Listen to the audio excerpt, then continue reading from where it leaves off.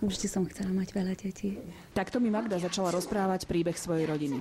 Keď zistila, že po 2 starších synoch a malej dcerke čaká 4. bábätko, potešila sa.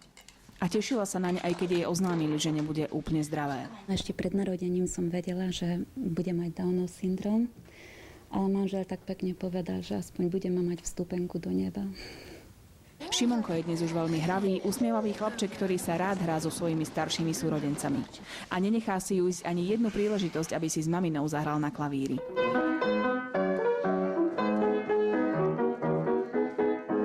Ešte pred pár mesiacmi to však bolo dieťatko, ktoré malo problém s hybnosťou.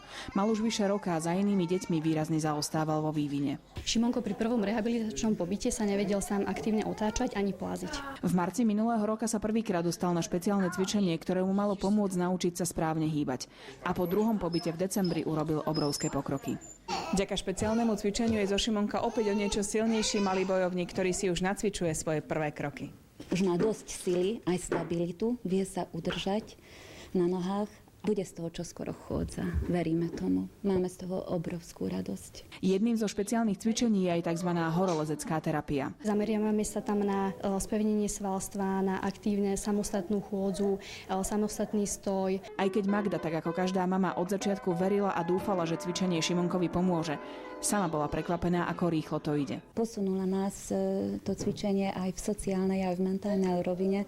Šimon čoraz viacej prejavuje svoje city, svoju lásku. Táto rodina je úžasným dôkazom toho, že v živote nejde o to, čo sa nám stane, ale ako sa k tomu postavíme. Veronika Tótová, televízia Joj.